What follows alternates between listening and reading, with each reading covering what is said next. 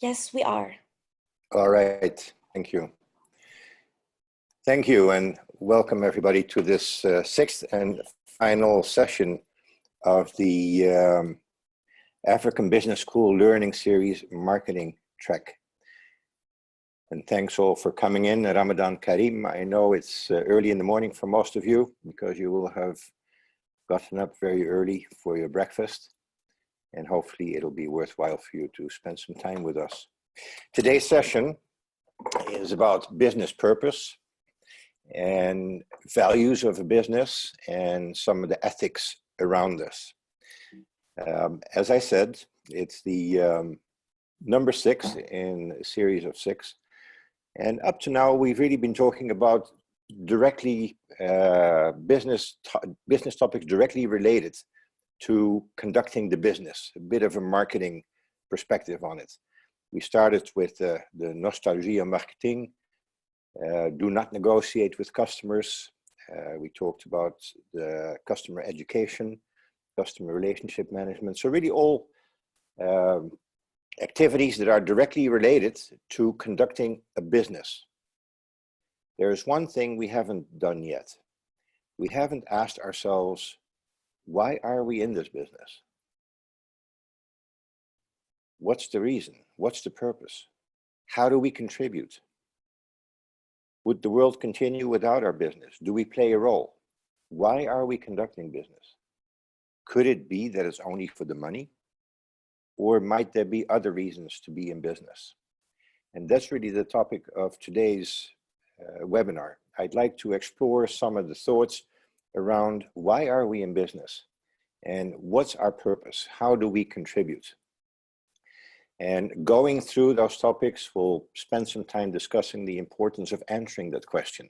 Why are we in business? We'll talk about having a purpose and discover that it's important for a business to have it for many reasons, and some of them also directly business related. It's good for a business from a business perspective to have a purpose. Some people would say it's absolutely necessary. Having a purpose is one thing because everything you do builds on that purpose. But then also it's important how you do it. How do you behave doing it? What are your rules of engagement? What are your rules of conduct? Do people behave ethically? Because you can have a great purpose, but if you don't really behave well in following that purpose, people will not take it seriously and they will certainly not appreciate it. And when I say people, I say that deliberately, because it's not only you, it's not only your employees, it's not only your customers, it's not only your investors, it's everybody. So it's important, and then we'll conclude on some final thoughts. Let me start by introducing you to a gentleman by the name of Simon Sinek. He is a well-known global thought leader in this particular area that we're discussing today.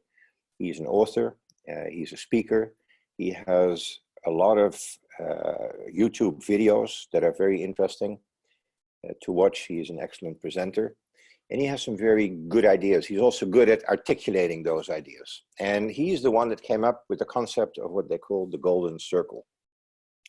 And in the golden circle, he said you have 3 areas.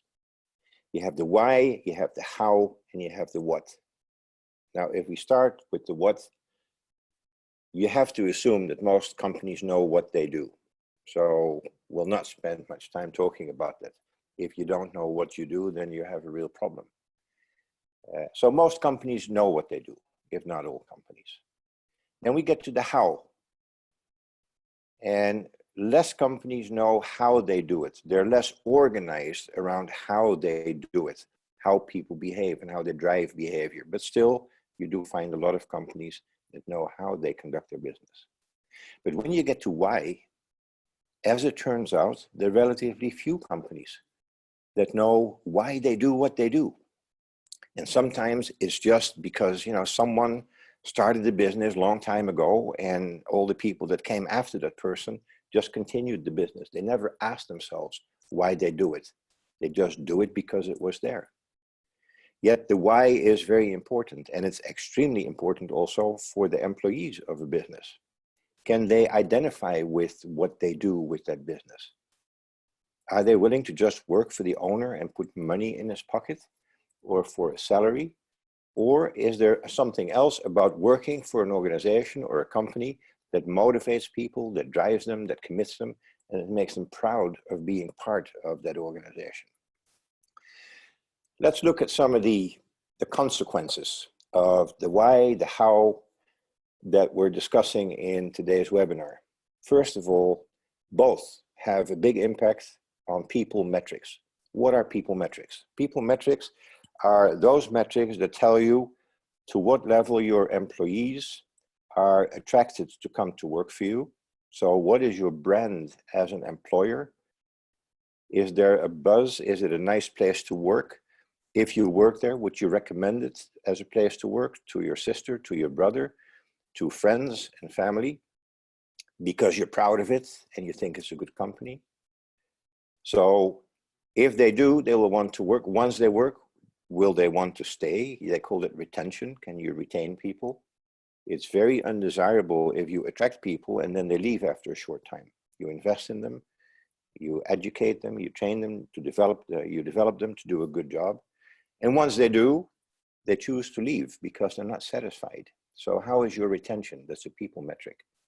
And the last one is called engagement. To what level are people committed to working and giving it their best?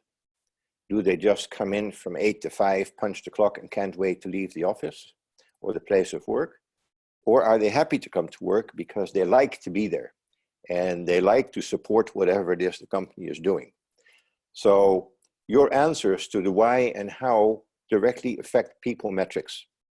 And it's proven in extensive research that companies that score well on defining the why and the how of their business and communicate that to their people, they do much better on the people metrics, like attracting new employees, retaining employees, and keeping them engaged, than companies that don't. So you have a business imperative to be good at this because it helps you get the right people and keep them. It also has a direct impact on the culture in your company.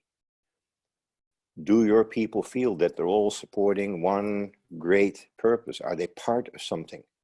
Do you have a culture of togetherness and collaboration?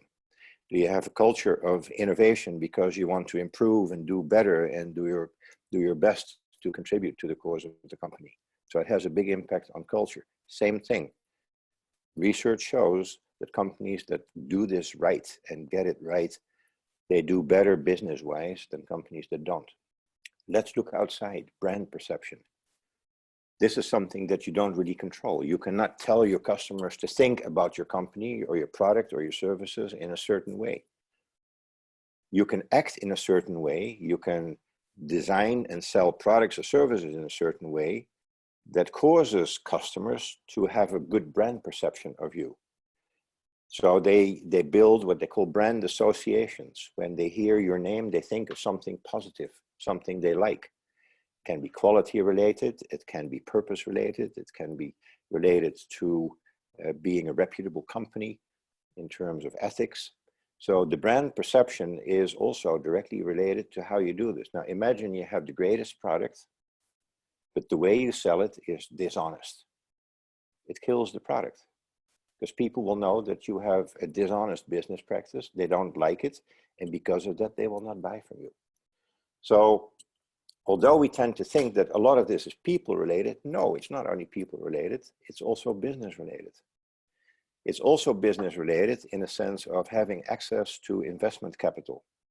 Increasingly, investors, especially the bigger investment companies and investment players like pension funds and institutional investors, they demand that a company has a clear purpose.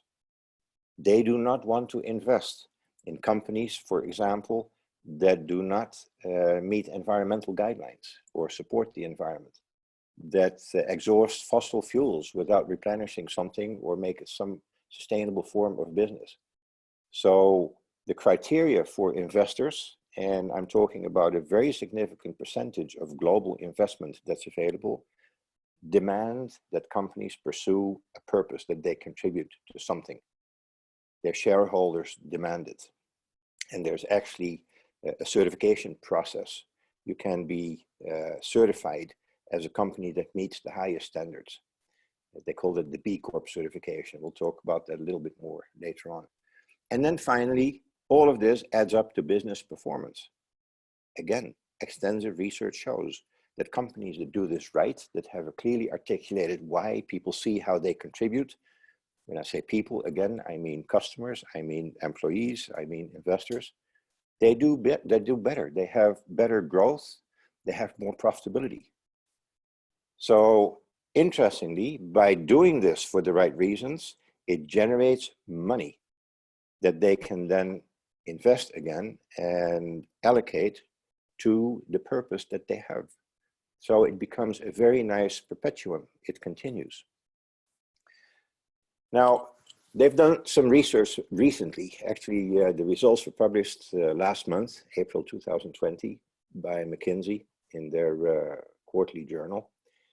And they asked specifically employees, and I thought I'd share that with you because we can all ask ourselves, okay, how important is it to us? Because most of us are or will be employees at some point.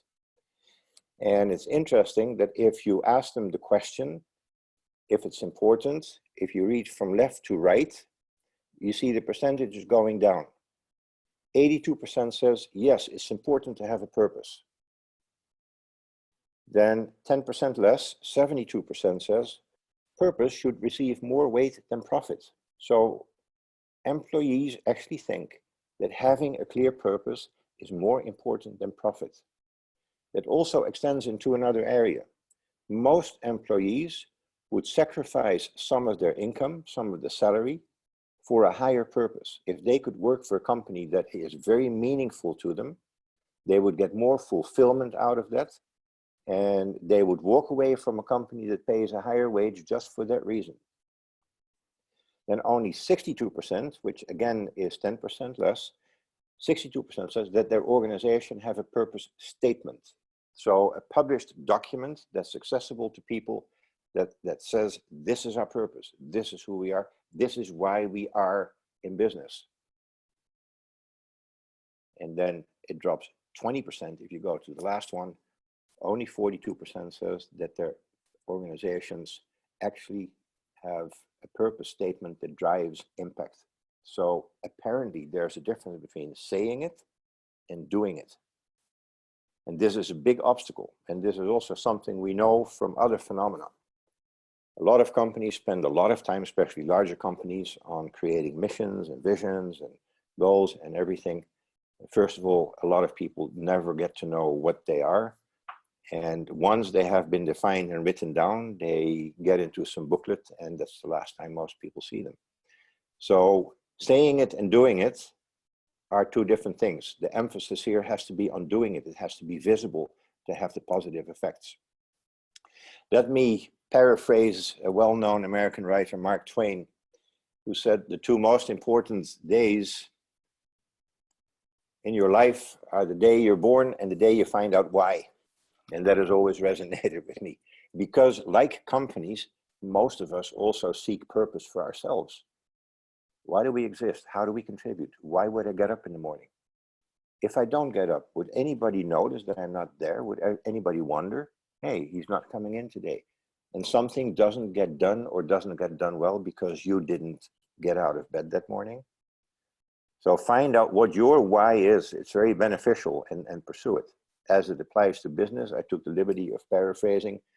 The first one, I said the two most important days in your business life are the day your company is born and the day you find out why. Because like ourselves, your business needs a purpose. So at this point, I can imagine that you would answer, especially some of you that may have been exposed to the process, the strategy process in larger companies. So what happened to mission and vision and goals and all this stuff that we were talking about all the time? Do we still have them? And how, if, and where do they fit? Well, they still exist. But they're only really meaningful if they reflect your purpose. So the whole thing starts with purpose. Let's take a few minutes to put some definitions on this and find out where they fit. If we work from the inside out, purpose answers the question why your company or brand exists, how you contribute, what's your purpose. Building on that purpose, you develop a vision of where you want to get to at a specific point in the timeline with the purpose. So what's the purpose going to do? How can you see if you're actually implementing everything that needs to be done to fulfill your purpose? That's your vision. What's the world going to look like if it works? The missions or goals are the bold moves, the things you need to do to accomplish your vision. The values are the behavioral guidelines that your people will demonstrate in supporting the mission and the vision and achieving the purpose. The positioning is actually the result in the terms of perception. Do people see you the way you want to be seen? Are you successfully implementing your vision and missions? Are you living by your values? And does it have the desired effect on your customer base, on the investment community, and the people you deal with on a regular basis? So specifically, if it starts from the purpose, the vision and mission are your strategy. That's what you spend time creating with your management team and your people. And that's how you're going to go about your business. Longer term, medium term, and short term. Sometimes very short term. A crisis happens like Corona, you immediately need to get with your team and say, okay, guys, how are we going to deal with this? Strategy, vision, and missions. The values that we see here are your behaviors and the ethical guidance that you give to your people.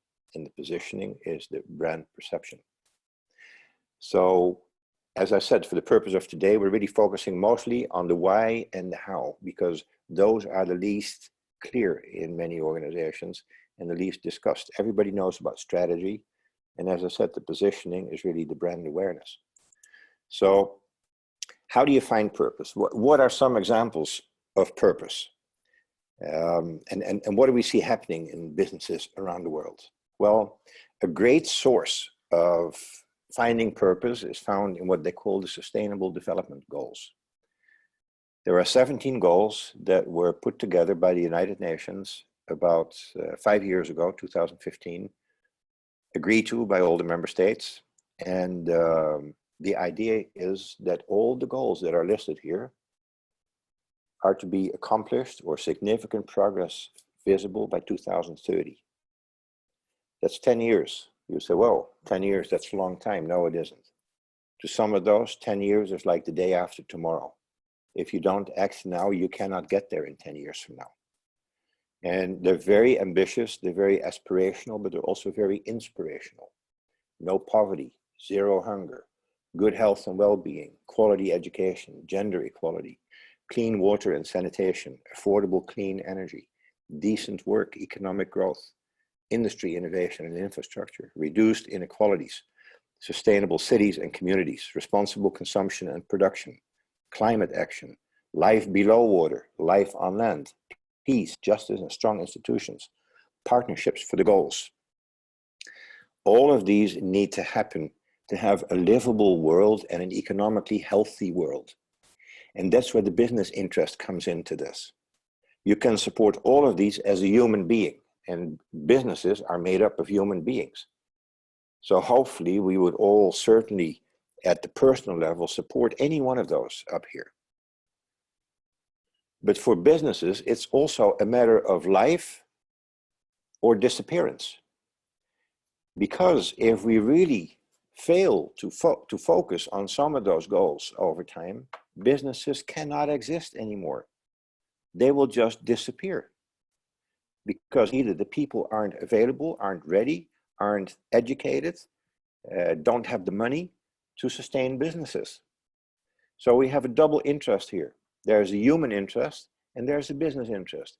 That's why the number 17 goal here is the partnership. So I must admit to some of my frustration. The whole phenomenon of sustainable development goals is not sufficiently known around the world and around the business community. Some businesses have picked up on this and are doing great. And they're also very vocal about it. And sometimes they're businesses that you might not even expect would be part of this. A very vocal supporter of this is Unilever, and they have specific plans in place on how they support some of these businesses, some of these goals. Nestle has the same, PepsiCo has the same. So large, really large companies around the world are working in partnerships with governments, with NGOs, with other groups, with other stakeholders to make progress towards achieving those goals. So from a business perspective, it's a dual path because businesses have a social responsibility at the human level. At the same time, they have an economic necessity to achieve those goals. Because business, longer term, will perish and cannot sustain itself if we don't get serious about these goals. So here you have a great source of inspiration for purpose. If you're looking for purpose, certainly at the corporate level, but even at the personal level, you can find things that if they resonate with you, you can contribute to. So how do we know companies are serious about purpose? Well, first of all, they need to say it. They need to specifically state it. They need to have what they call a purpose statement. You need to be able to find it somewhere because it's part of their brand, and the purpose needs to be known part of the brand. But they not only say it, they also do it, and not just once, but they do it all the time. We all know examples of companies that do something sometime because of circumstances. They give a donation because there's some kind of catastrophe or a big storm or a pandemic in this case. But that's incidental. That's not their purpose. That's just how they respond, and it's great. But you need to do it all the time, and you need to do it well. So in the context of the Corona situation, this is a little article that I just wanted to show you the headline of because I've seen many articles like this. It says Corona crisis, separating the good from the bad, because some companies responded very well to this and some companies did not. Some companies were very quick to fire people, send them home without money. Other companies said, you know what?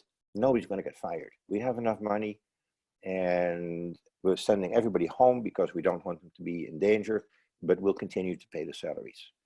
And there are lists being published of companies that do good and companies that do not do good. But bear in mind, this is a crisis. So it's not necessarily a purpose how they react. And we can still learn lessons from it because the crisis has given some companies, though be it a different, but a very clearly visible purpose. You see clothing companies like Burberry's changing to make protective gear, gowns for first-line health workers. You see luxury companies like Louis Vuitton making face masks. You see luxury companies that do fragrance and those kind of things, all of a sudden making alcohol gel. You see companies that produce beer and other drinks switching to alcohol gel. So you see a lot of good activity, restaurants donating food. Most visible companies have contributed or are contributing in some way, shape, or form. And you can see how it makes the employees proud. And that's a whole new way of thinking because that level of involvement for companies is fairly recent. I'm showing you two well-known gentlemen. The one above, Milton Friedman, is one of the best-known economists. He is Nobel Prize winner. He passed away in 2006. And one of the things he was known for is what they call the Friedman doctrine, or it has to do with the shareholder interest. And he wrote a book about this called Capitalism and Freedom. And in this book, he states that the company really has no social responsibility to the public because its only concern is to increase profits for the shareholders. And that was in 1962. Well, today that's not good enough anymore. 60 years on, almost 60 years, 2020, the world has changed. The younger generations do not want to work for a company that only satisfies its shareholders. The younger generation want to work for a company that, yes, of course, compensates the shareholders in a fair way, but also takes care of its people, its employees, the community they're part of, and to make a contribution. Otherwise, they don't identify with it. They don't work to just work. They work to to find a sense of fulfillment. The guy at the bottom right is Mark Benioff. He is the founder and CEO of the leading CRM software in the world, sales.com. And he has a totally different view. He says, no, business of business is to improve the state of the world. That's what we're after. We need to somehow contribute. And I can tell you, he is walking the talk. In fact, I heard him repeating this only 2 days ago on television. And he's a very inspirational guy. His first concern is to take care of his people. And nobody at his company lost his job. Nobody at his company is without money. So everything continues during the crisis. And his number one concern is the safety for his own people. And he has developed software to support the tracing and tracking activity that now needs to be done and is being made available free of charge. Whole different business philosophy, and one we identify with. Now, if you look at yourself, sometimes the purpose is very, very easy. Sometimes the purpose is obvious. And the best example today is probably the health workers. And everybody recognizes it. So how proud you would be today if you're a health worker. Yes, it's dangerous. Yes, it's risky. But people think you're a hero. And you're proud of it because you know what you're contributing to. Ask yourself the question, would you feel the same if, and then, you fill in the blanks here. Depending on who you are and what you think, would you feel the same if you work for a tobacco company, for example, a company that produces weapons, for example, or, any other organization that doesn't have a clear purpose? How can you be proud of yourself and the company if it doesn't have a clear purpose that contributes? And that's really the core message. Quickly, a few words on the how that we're looking at here. I'll show you an example of an actual values in action little booklet company that I used to work for called Caterpillar. Some of you are familiar with this company, maybe. It does the large machines, earth-moving machines, bulldozers, trucks, and all these things. And they are very, very serious about what they call the values in action. What are the guidelines that we give to our employees in terms of how to behave? And there are 5 areas that they have identified here. And part of the secret of doing this right is having it. The other half is actually communicating and doing it. And they're excellent at communicating it every year to all employees. I'll not go into the details of how they do it, but communication is really key here. And they don't only communicate it to employees, they also communicate it to customers, they communicate it to their suppliers, because they expect exactly the same behaviors from their suppliers as they expect from their own organization. So some examples, integrity, the power of honesty. We always deal with people in an honest way with high levels of integrity. We don't bribe, we don't do unethical things. We are honest, and we expect our people to be honest, and the people we deal with, because that's the way we want to be seen. That's the way we want to do business. We pursue excellence. We do things the best way we can. Nothing less is good enough. So we pursue excellence, the power of quality. We want to be known as a quality product, as a quality service, and a quality company with quality people. So quality is number one. Teamwork. Nothing gets done without teamwork. Successful teamwork is critical to the success of a company. If you don't have it, if you have toxic dynamics on your teams, your company will not perform. I can show you pages of research that underline the statement. So teamwork is important. Teamwork comes with respect for each other. It comes with honesty. It comes with trust. It comes with confidence, a whole bunch of things related to teamwork. For each one of those, there's 2-3 pages of explanation that we'll not go through, of course, but it really explains to people what exactly we mean. Commitment. We take responsibility. When we say we do something, we do it. We don't walk back. We don't come back and say, well, that's not how we meant. No, we commit, we do it. And that's the way we want to be seen in treating people. And finally, sustainability, the power of endurance. Now, interestingly, in sustainability, you find some things that go directly to some of the sustainable development goals. Like if you look at the middle of this page, we consider this as we work towards a vision of a world in which people's basic needs, such as shelter, clean water, education, reliable energy, are fulfilled. We provide work environments and products and services and solutions that make productive and efficient use of resources. That's a statement of purpose.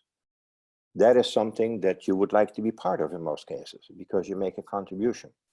It's a company responsibility to make sure that people have that line of sight, that they actually see how they contribute to these statements of purpose. It's one thing to make the promise, of course, the proof is in the pudding. The most important thing is to actually deliver on the promise. So it takes very committed leadership, it takes very committed people that hold each other accountable all the time, that we are on the right path and we follow our purpose. That, in a nutshell, was really what I wanted to share with you today. Brief note, the Sustainable Development Goals were set in 2015, and the target is to have them accomplished by the year 2030. And they're actually documented in the UN resolution. It's not going to be easy to get there, and it seems doubtful that we'll get there for all goals, but it's a wonderful guidance for companies and governments alike to find purpose. Thank you very much. Now, let's see if we have any questions. All right. The first question is, does having a purpose, and let me stop sharing here, go back to the main screen. Okay, the first question is, does having a purpose contribute to the building of a reputation? And the answer there is absolutely yes. There are some very, very good examples of this, companies that are known and seen to be pursuing a purpose. It's easy for some organizations like Médecins Sans Frontières, you know, that's the purpose. Everybody likes it, everybody sees it, has a great reputation. So sometimes it's very obvious. For commercial businesses, sometimes it's a bit less obvious. One example that comes to mind, for example, is Patagonia. Patagonia is a clothing company, and basically all the profits they bring in are applied to making people's lives better in various areas, different programs. PepsiCo has specific programs in countries where they are active with their business. So yes, absolutely, it has a big impact on your reputation, both positively and negatively. If you don't have a purpose, or you're perceived to be not taking environmental rules and sustainability seriously, it works against you. If you're seen to be not a company with integrity, it works against you. Look at some of the banks. There was a time that it was an embarrassment to tell people that you were working with an investment bank because they were seen as the cause of the crisis in 2009. So yes, absolutely, it has a big impact. How to assess reputation of a company? Are there metrics that allow a company to assess it? Yes, that will have to be done through market research. You do have some research that you can do yourself, of course. You can do research on loyalty indicators, customer satisfaction, but absolutely you can do research, and it tells you how people perceive you. You know, are you a good brand, and do they like to do business with you? Is purpose true also in a B2B situation and in any commodity-based company? Absolutely. Business to business means you're a supplier to another business. If that other business is on the same wavelength, if they have a purpose, if your end user has a purpose and sees that you also contribute to the same purpose, you have something in common and you pull in the same direction. Conversely, if you don't have that purpose, then you may not be well positioned to do business with that customer. So yeah, B2B, B2C, both huge areas of impact. What do you think about the organization that updates their purpose and vision very frequently? Now that's an interesting one. If they do it in normal times, then you would think if they shift purpose, it's more of an indication that they're looking for something than that they have something. it would indicate to me that they're searching. They don't really know why they do what they do. It happens sometimes, interesting example, when you get larger conglomerates, companies that through acquisitions and mergers came together, and at some point you step back and you look at the diversity of the organization and the products and the services. And some people say, well, why is this one company? What's the purpose of having all these businesses together in one company? And then sometimes what you see is that they split off companies that are considered not core to the business. Like, okay, we have it, but it's really not related to our purpose. It's not a good fit with who we are and what we are. So they would sell that part. And you see, reconfiguring the company. So yeah, normally when you have a purpose, you pursue it, and it feeds everything you do. If a company grows too big, or circumstances dictate that you need to find another purpose, it can be that your product is no longer needed or in demand or used. Then you better repurpose your business, because you're not going to be able to contribute the same way you did. But that's driven by circumstance. So it could be done for different reasons. If it's done frequently, it affects your brand negatively, because people will not know. So who are these people? What exactly do they want? They keep changing. And that's not good for your brand. It takes a long time to build a brand. And one of the biggest attributes of a brand is that people trust it. If people trust your brand, and the trust is earned and built over a longer period of time, then you want to be very, very careful to not compromise the trust that people have in you. I think, Rita, that were the questions. Am I right? Yes, you are. I think that's it. All right. Well, thank you all very much. And hope to be able to see you and talk more about how we conduct our business. Thank you very much. Let me ask the participant to join me in thanking you for your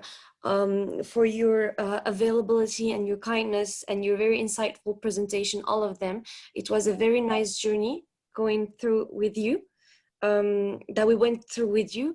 And yeah, so I just wanted to take a moment to thank you for those moments. I think that we have another question though. Okay. It's just a thanks. Okay. All right. Thank you. So yeah. Thank you again, and stay safe, everyone. And I think that's a wrap. All right. Thank you. Bye-bye. Bye, everyone.